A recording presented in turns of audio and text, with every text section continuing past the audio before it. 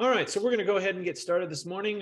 Happy last week of instruction. Wow, that happens fast. So there's something about the fall semester with Thanksgiving break in here that just suddenly everything gets really real at the end. So we have 2 days of lectures left. We have today's lecture and we have Wednesday's lecture. And then next Monday, I'll be here for the whole time.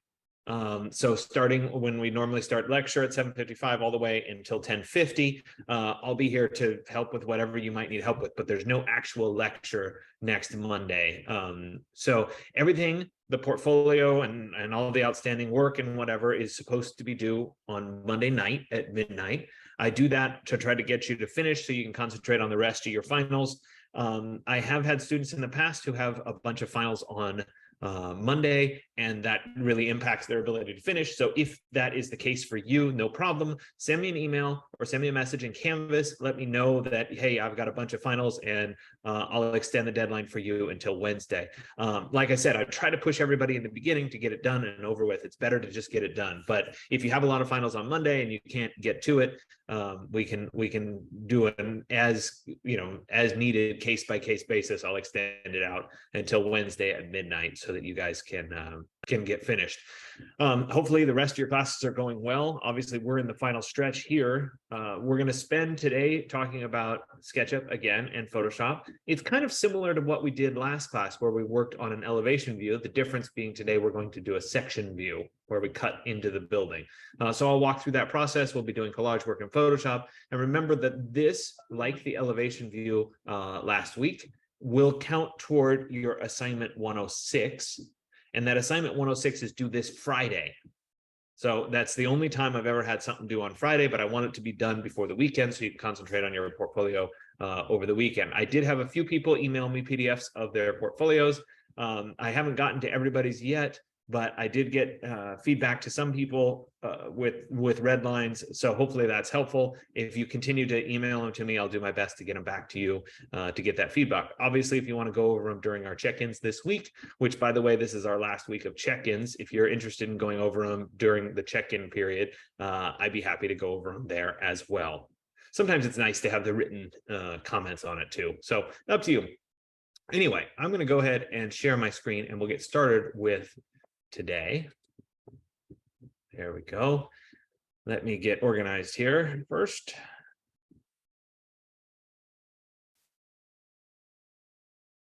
And there we go. Perfect. So what we're doing today in exercise 128 is that we're going to be creating sections from our SketchUp model, and then we'll do the collage work in Photoshop. So let's go through that process as we get started here. I went ahead and I already opened up my SketchUp file from last class, and actually I left it exactly where it was from last class. So the first thing that I want to do is I want to start to think about where do I really cut into my building. So let's change our style back to I'm going to go back to my default styles, and I'm going to go back to the hidden line style, which just gives us lines like this. And then I'm going to go ahead and kind of orbit my drawing. And I'm going to switch for right now into perspective view just so that we can see this a little bit better. There we go. And what I need to do is I need to think about where do I want to cut a section in this particular building. Now, as you know, my model's not really finished. So the best part of my model is actually in the front here. And so cutting through that section is probably more advantageous than cutting and looking through the back. So when we think about what we want to cut through, the way that sections work in SketchUp is essentially we create what's called a section plane. To do that, I like to go ahead and view the large tool set. So let me go into our view and then toolbars. And I'm going to check the large tool set options here. And with that, right down here, there's a little section plane symbol. And it looks kind of like an arrow with some lettering in it. If I click on that, you'll see that I create a section plane and it aligns itself to vertical surfaces. So if, for example, I wanted to cut through my building going this way, I would align the section plane along this face, and then I would click, and it would start to create my section. I can go ahead and say, okay. And then you can see that I can actually take this section right here, and then I can move it. I'll use the move tool. I can move it through my building to decide what it is that I want to see in this section. Now, like I said, this is maybe not the most interesting section to cut through. So I might decide that I want a different section. So let's go ahead and select that section and I'll delete it. So let me right click and say erase. There we go. And this actually was an old section that I cut through previously. I'm going to go ahead and erase that section as well. There we go. And so I wanted to cut a section looking out that way. So I'll flip around to the back side of the building. And again, I'll use my section plane tool right here, and I'll align on the back face of the building like that. It does allow us the ability to give a name to the section. I'm just calling it the generic section 9. That's fine. And then I'll go ahead and select the section plane, and then I'm going to use the move tool. And I will move until I slice through the building at a place that's interesting. So that's in this place. As I look in at it here, we're looking kind of at this bedroom. We're seeing through the living room here. We're seeing through the entry. It's not bad, but I think it's more interesting if I keep going a little bit further and I start to see that. So in this place, I'm kind of in the closet, which is unfortunate on this side, but we'll go with it. I think my best section is going to be probably right about there. Oop, right there. So once I like the section, I'll go ahead and click to place it. And SketchUp has the ability, or it tries to fill in what it thinks is solid walls. And we have the ability to turn those on and turn those off. But that's what we're seeing kind of highlighted in blue here. So now when I start to set up my section view, remember, we don't want it to be in perspective anymore. So like I said, I like to use the preset views if I can, because it makes lining these up a little bit easier. So I'm going to go up into my view, into my camera. I'm going to go to standard views. And I think I used the back last time. I'm going to try the front view. There we go. But again, I don't want it to be in perspective. So we have to change the camera back to parallel projection. Now, this is the section view of my building. Now, the section view is probably the most important view that we start to create in an architectural design, because unlike a plan, section is how we experience walking through a building. So this view tells me a lot.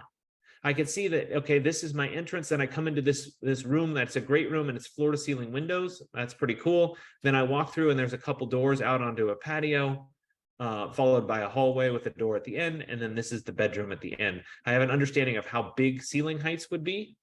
So all of this information is very, very valuable from an understanding of how space flows and feels. And so this is very much something that I want to experience. So once I have this view set up, I can go over into my scenes like that, and we'll click on the plus sign to add a scene. There it is. It's scene 8. I'm going to right click and rename it. And I'm going to call this section fall of 2022. There it is. Now, again, the advantage of this is that when we come, if we move to a different view, right? There's the elevation view that I did last time. I can jump back to the section view at any point. It'll flip me around. There's my section view. So we can always come right back to it, which is very, very valuable. So let's go ahead and let's go, now that we have our view saved, let's go to view, and I'm going to turn off a lot of these. First off, I'll turn off the guides. Then I'll turn off the axes. Then I'm going to turn off the section fill. Then I'm going to turn off the section cuts. Oops, sorry, never mind. I have to leave the section cuts on, and I'm going to turn off the section plane like that. So when I do this, I'm left with just the line version. This would look very, very familiar. So once I have this, we need to export it. So I'll go to File and then Export 2D Graphic. And let's go into a new folder for today.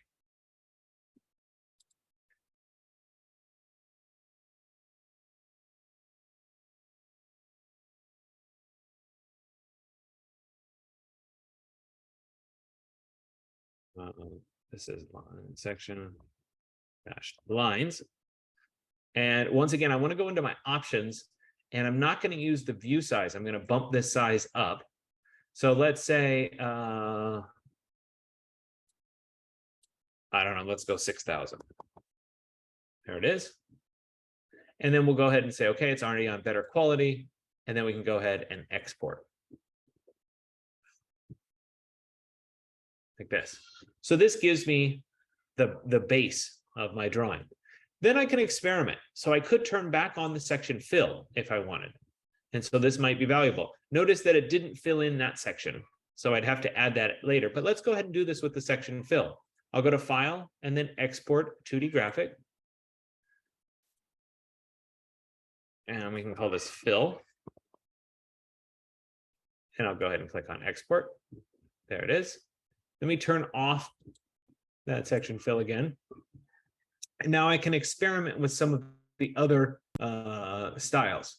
So I could experiment with the X-ray, but again, I don't think the X-ray is going to do much. Let's go ahead. I'm going to go to Edit, and we're going to go to our face settings, and I'm going to click on X-ray and kind of see through this, but it's not really doing much. So I'm going to leave that off. The guides, I don't really have any guides that are particularly valuable, so I'll leave them off as well. Let's go in and let's look at our shadows. Now, the shadows in section are a bit tricky. So the problem with SketchUp is that when we turn on our shadows, we have a tendency to cast shadow as if this half of the building that I cut off was wide open. So getting a good shadow result is very difficult. So even if I open shadows and I slid the time of day, you can see, especially by this shadow here, that basically it's acting as though the back half of the building didn't exist. So it's not really giving me a whole lot. Even if I change, yeah, that's still all as if the whole building was wide open. So I'm going to skip the shadows as well. I don't think it's giving me much.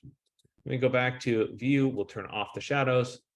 And let's experiment with the other styles. So I'm going to go into Sketchy Edges. And you saw me do the airbrush last time. I'll do the airbrush again. But again, I have to go through and turn off. Whoops. I always turn that one off instead. The section planes, the section fill, and the guides. There we go. And then I can save this. I'll go to File and then Export 2D Graphic. And this is the airbrush.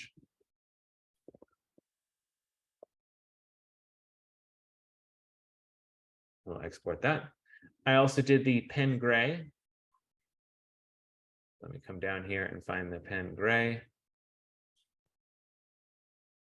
I'll use the pen black, that's fine. Go to View. We'll turn off guides, section planes, section fill. There it is. And then we'll export this one. File, Export 2D Graphic.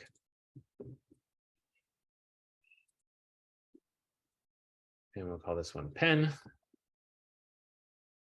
And we'll click on Export. And like I said, you're welcome to do any other exports that you might see. Sometimes people do want kind of a default colored version. Sometimes this makes selections easier. So I'll do this version just in case, although I won't actually use it in Photoshop. I would just use it for my selections here.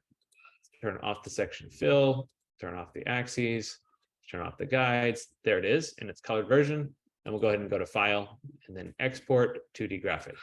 Now, again, the advantage here is that I can always come back if I wanted a different export and re-export this.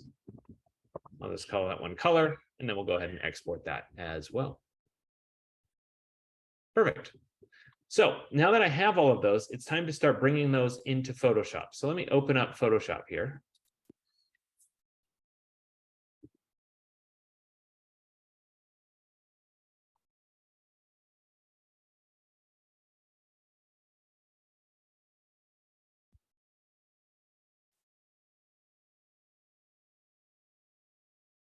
And then I'll go ahead and start by opening my lines version. So I'm going to go on my computer here into my OneDrive.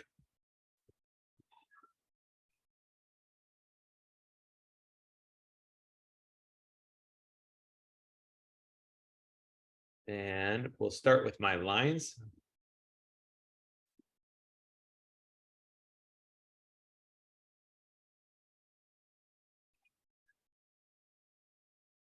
And eventually it'll open.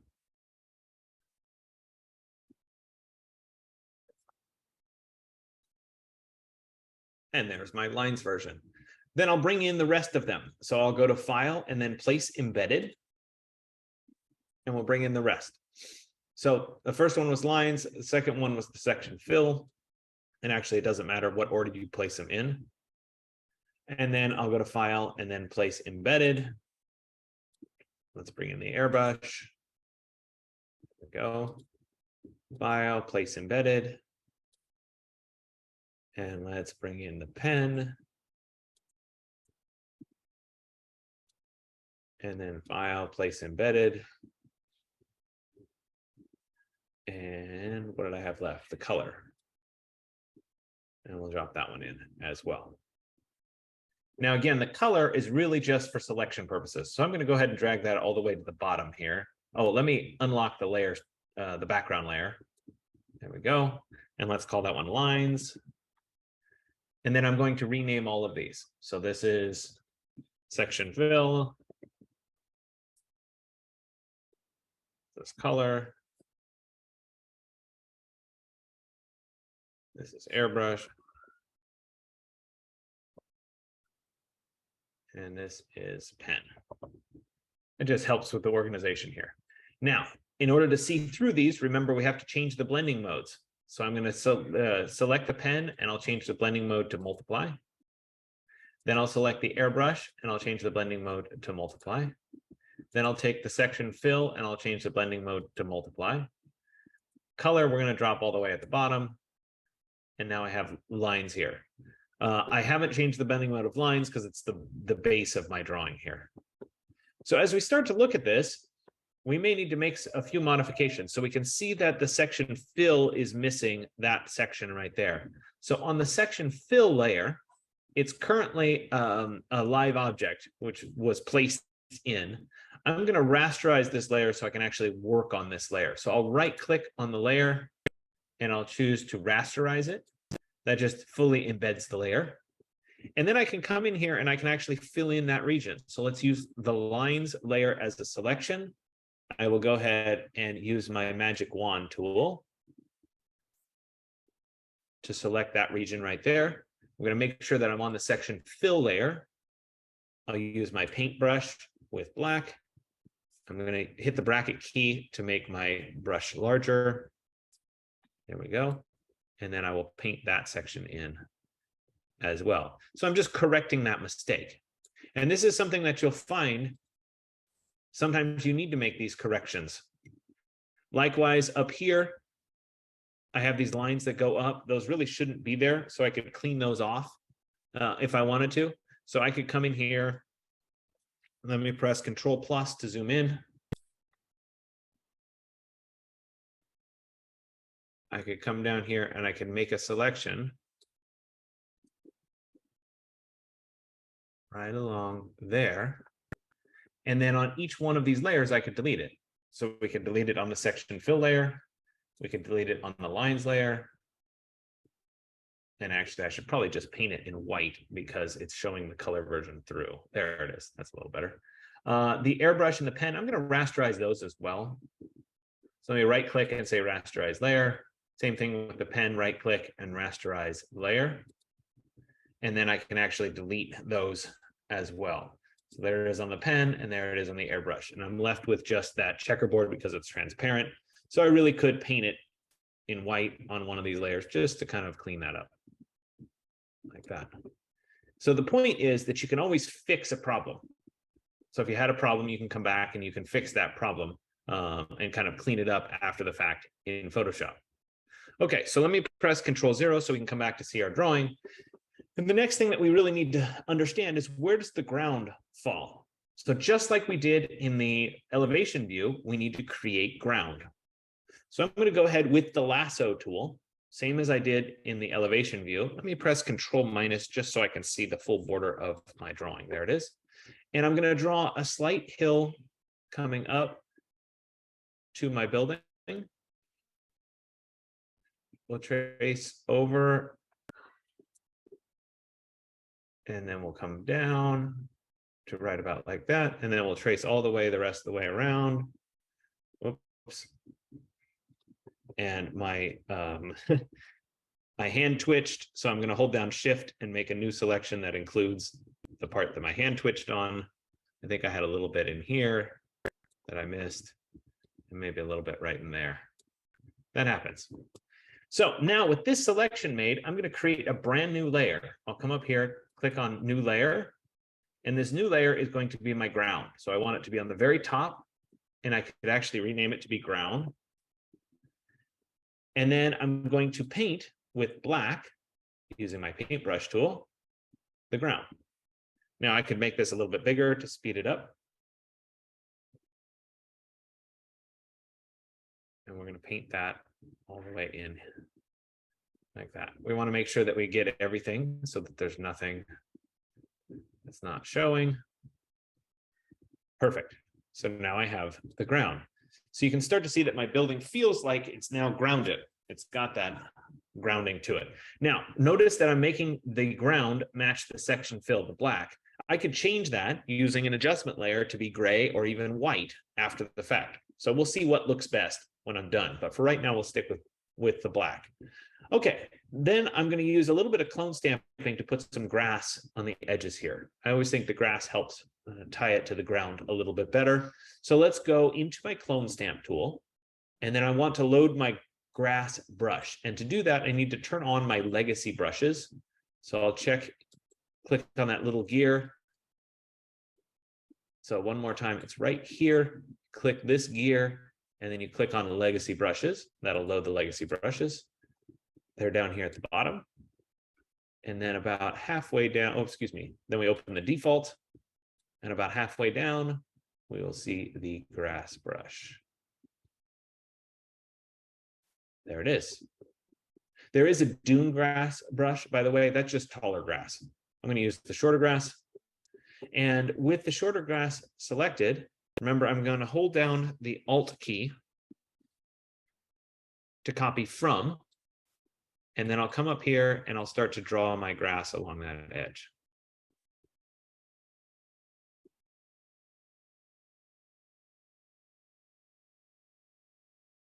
All right, and some of you noticed this last time when you couldn't actually draw grass at the very edge. It's because of where you're copying from. So I'm going to resample and then come over here and we'll copy a little bit more grass right there. And then we'll come over to this side. I'm going to hold down the Alt key again, copying from there. And we will add the grass.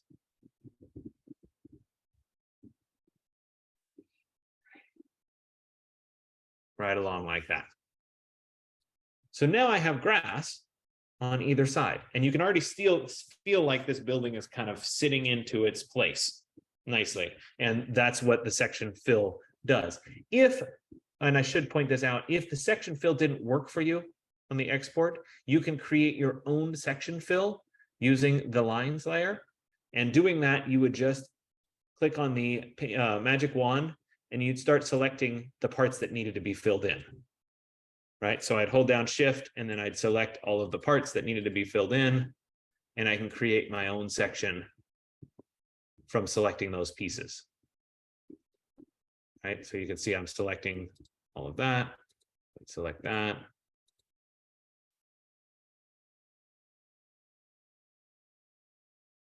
And that would be the same as the section fill. Then I'd fill all of that in, and you'd end up in the same place. Okay, and I should have mentioned that because sometimes in your SketchUp, the placement of your section plane doesn't give you a good section fill, or it fills in the whole thing. So let me go ahead and jump back to my Photoshop. There it is. Obviously, I don't need to do it because I already have the section filled in right there. So I'm going to go ahead and use my rectangular marquee with a single click to click off. And now I can see just my building as a section. So now it's time to start thinking about maybe the background. And so you remember last time we used that background image. I could use the same background image of the same meadow, or I could go find a new one. We would just go on Google image search or Creative Commons search. That's probably a little better. So search.creativecommons.com. .org. And I could look for Yosemite Meadow.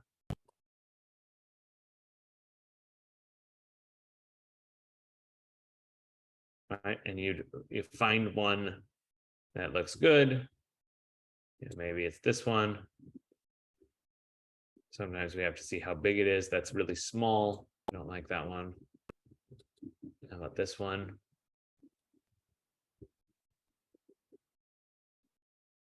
Still looks really small.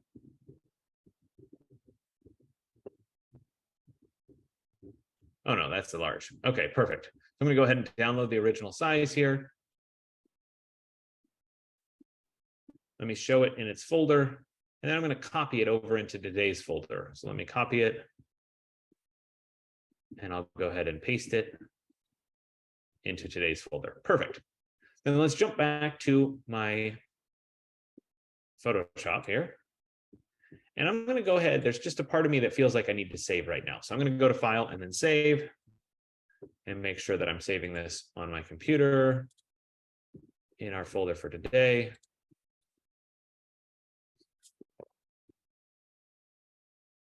Perfect. And then we'll go ahead and save.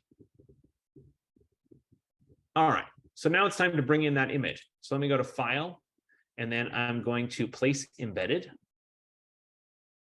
I'm going to choose that large background image. There it is.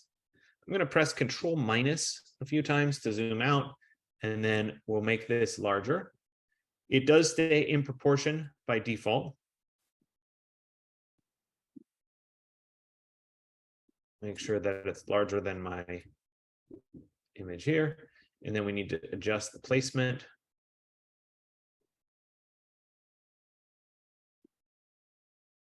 I'm going to go down just a little bit more. I have to decide, do I include more land or less land? I'm probably okay right there. I'm a little worried about this tree, but that'll work. Okay, so I've placed that in. I'll go ahead and accept it. Notice that it did cut off part of the top of this photograph. If I want that back, I can go up to Image and then Canvas Size. This is choosing where I want my anchor to be. I want it to be in the bottom so that it's only getting bigger. And then I can adjust the height. So maybe at 4,000. And we'll say, okay. And that'll give me more space on top. You can see that now I get the whole image. And then I could come back to my crop tool and crop it right back to what the actual image size would be. So right there is the top of my image. And then we can go ahead and commit to it. And there we go. It just gives me a little bit more space above my building. Okay, so I have the background here, but I obviously, not all of my building is transparent. I do have windows in the building, but not everything is. So now we need to think about what is displayed and what is not displayed. So what I'll do is I'll use my lines tool, my lines layer right here, and it may be helpful to turn off the rest of the layers. And I'm going to turn off this as well. And I want to think about what gets blocked out. So obviously, oops, let me make sure I'm on my lines layer. Obviously, this is a solid wall. This is a solid wall. That's solid. My walls themselves here are all solid. The window frames are solid, but the windows themselves are not. The alternative to that would be to select the windows, and it might actually be easier to select the windows. So in this case, I'll select all the windows.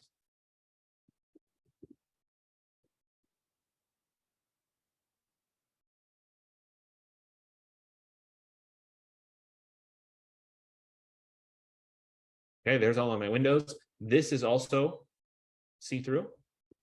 And I'll go ahead and select the outside of the building like that. So I have everything where I want my image to appear.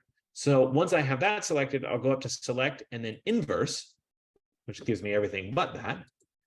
And then on this background layer, I can go ahead and create a layer mask to cut it out. And I did the exact opposite of what I was supposed to do. So let me undo that. So I'm going to go undo the add layer mask, and then I'll go back to select and then inverse. I shouldn't have done that the first time.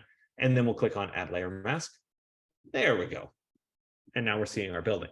So if I were to turn everything else back on like that, you can see that we're seeing through the building where we need to see through the building, and we're not seeing through the building where it's opaque or where it's solid. So that's the first step. Now, the next part is that maybe we want to change the background to black and white. Well, remember, we can add an adjustment layer on this photograph. So I can go up to Layer, New Adjustment Layer, and we could do a channel mixer right there. And we could turn the background black and white. There it is. Remember, we want this to be tied only to the photograph. So to do that, I would go up to Layer and then create Clipping Mask, or press Control-Alt-G. And that then would create a tie between the channel mixer for black and white and the background image. I should spend a little bit of time and go through it. The photo does look really nice in black and white, but I could go through my presets and try, with the yellow filter and the red filter until I get the one that looks the best. So let's say that that's it. I have a question. Yeah, sure. Go ahead. When you choose to add an adjustment layer, there's a box that you could click in this screen that says tied to previous layer or something like that. Does it do the same thing as adding a channel mixer? That is a great question. Let's see. Previous layer to create clipping mask. I think it would. Let's try it and see. Yep, that'll do it. So Okay. if you leave that one checked, it'll do it. I always have done it as a separate step, but good observation that that's included. See, I just trying to organize the stuff in my head. No, it's good. That's a great question. Thank you for stopping. Okay, so I have the background photograph here, but it would be nice to distinguish what is glass and what is solid. So I can do that in a variety of ways. And the first way that I'll do it is actually using the channel mixer to my advantage. And what I'll do is I'll select the windows. And again, I want to be on the lines layer. So when I use the magic wand, I can click just where the windows are. I'll hold down Shift to add the windows.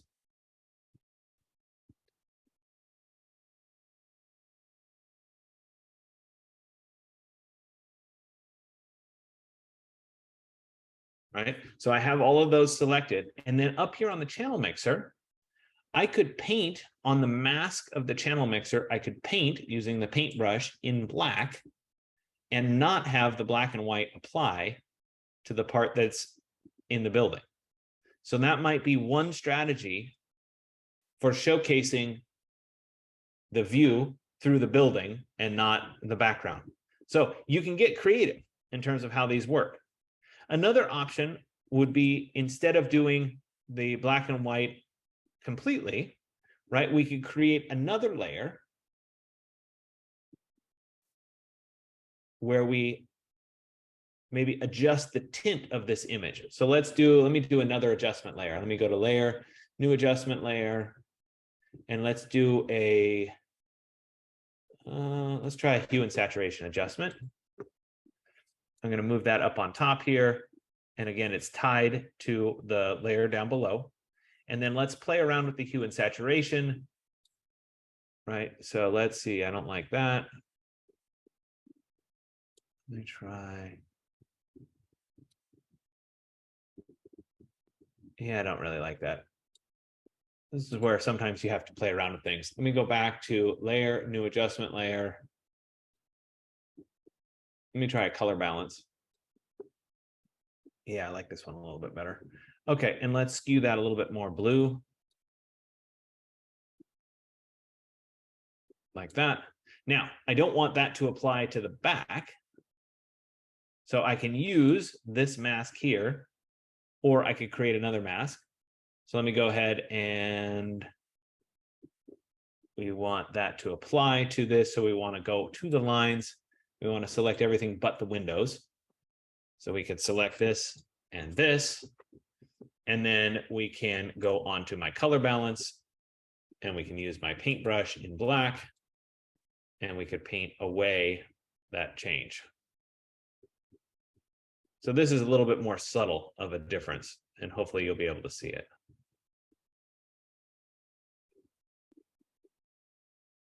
Okay. Oops, forgot to. Very top. Not bad.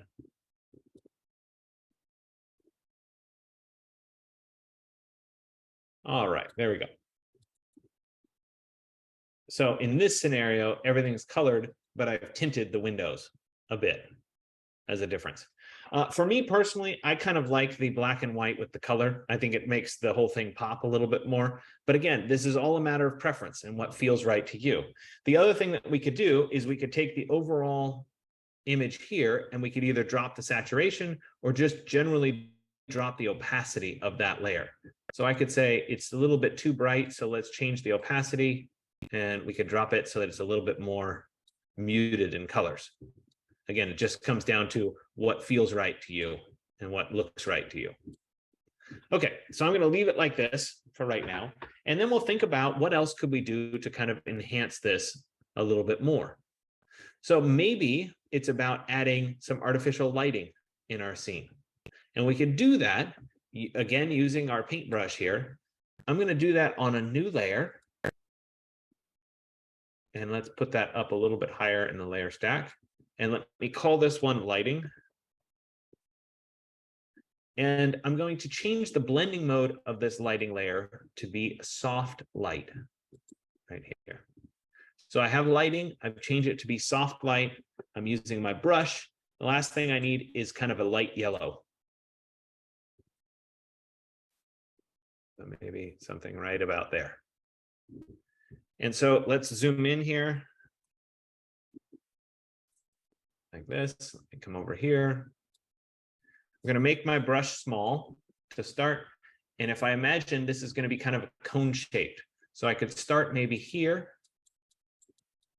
And then I would expand out a little bit more, expand out a little bit more. And I need some kind of a background because you're not seeing this on the white. So let me install a little bit of a background for this to cast against. So we could use maybe concrete as a background there. Let me go ahead and go to File and then Place Embedded. I had a piece of concrete from last class, if I'm not mistaken.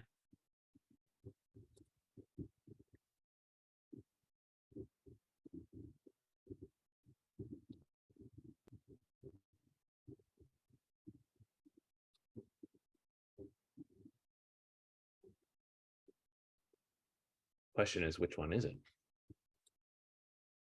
Nope, not that one.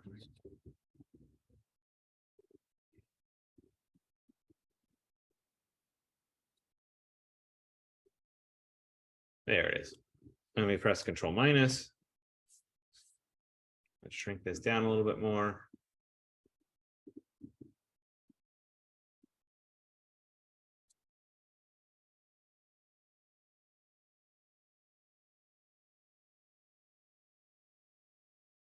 All right, right about like that.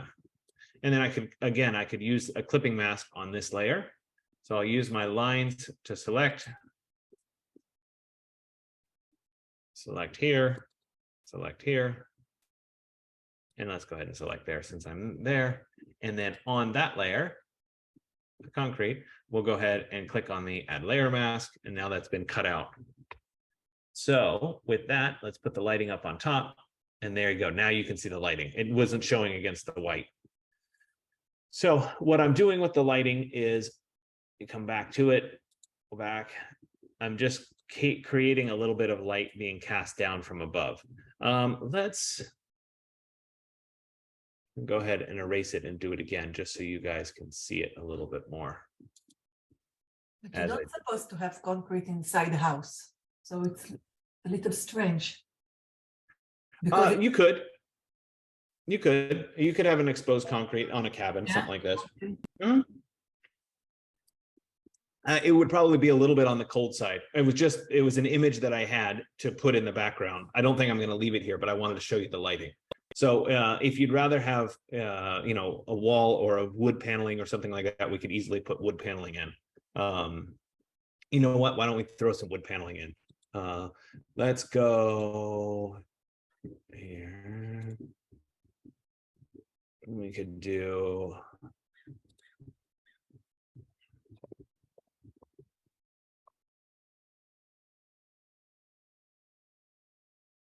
something like shiplap siding.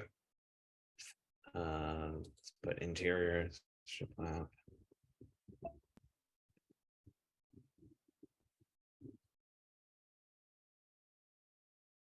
Come on, internet. Well, that was terrible.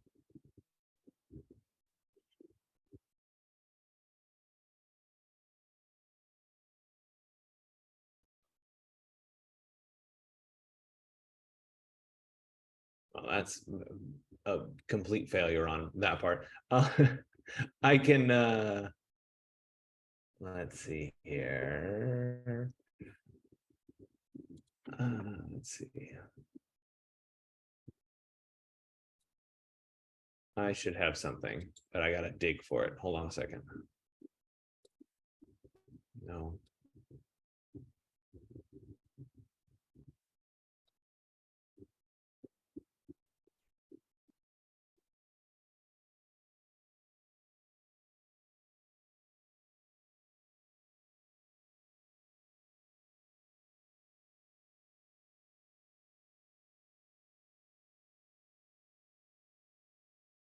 Let's try this one.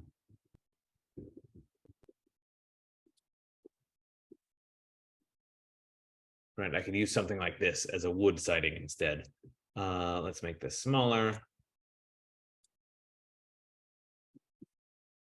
I think this is going to have to be much smaller.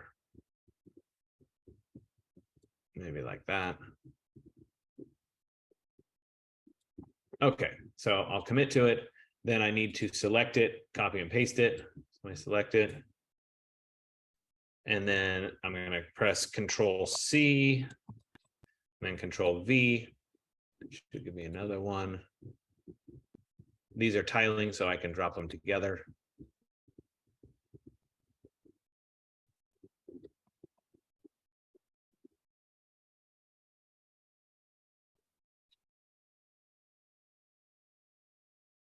There we go.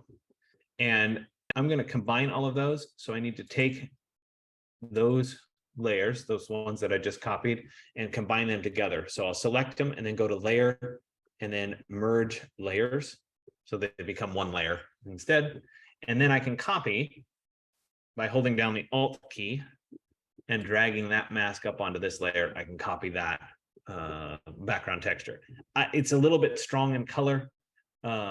You know, realistically, I think I probably need to adjust like the opacity down or something.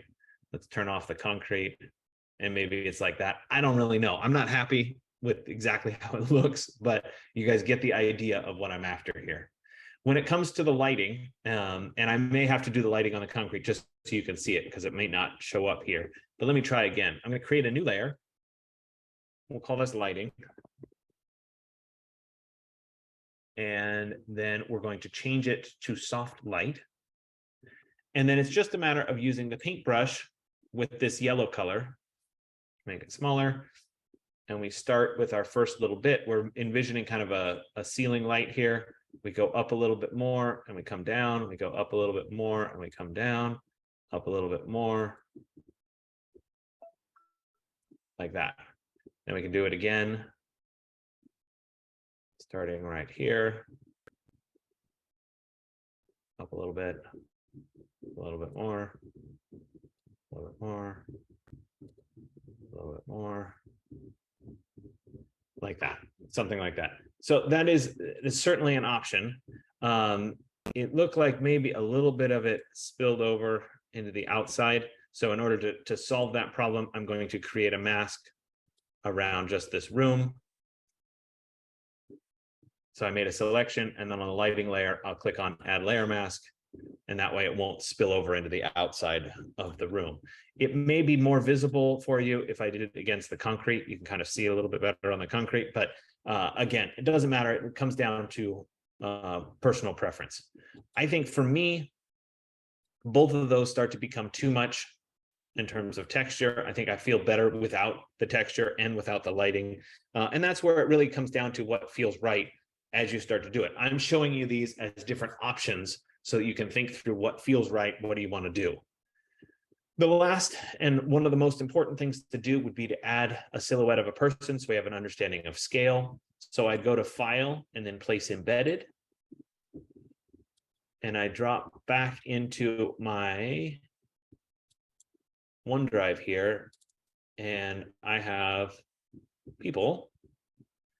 And so I could pick one of the people. Let's do, I'm going to do the grayscale version, so it's a silhouette. And she's running. I don't like that.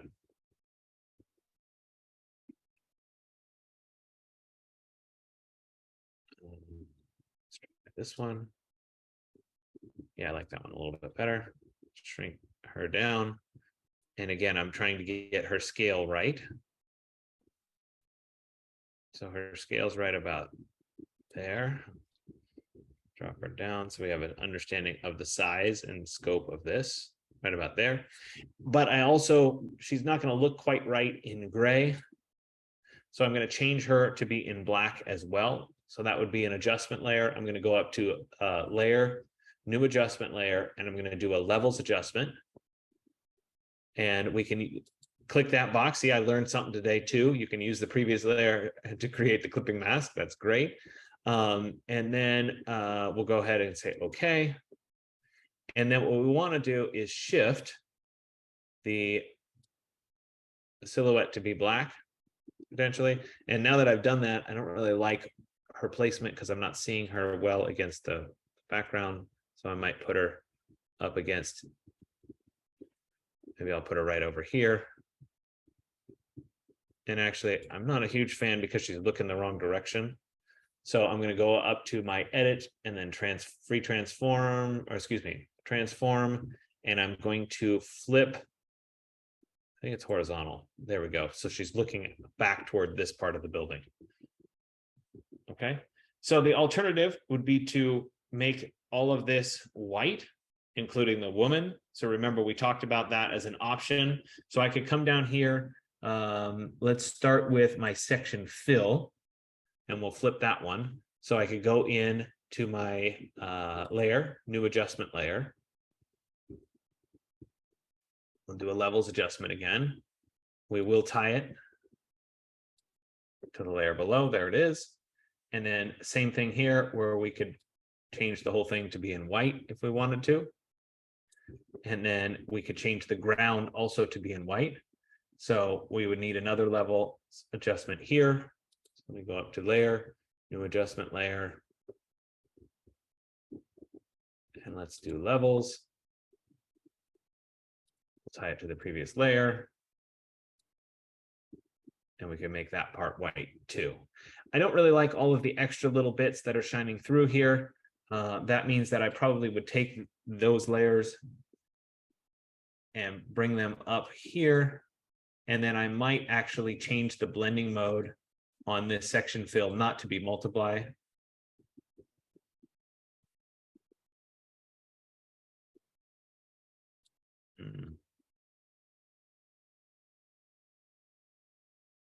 You know, I think I'm going to turn this off, and then I'm going to invert this section fill layer. I think it's going to work a little bit better.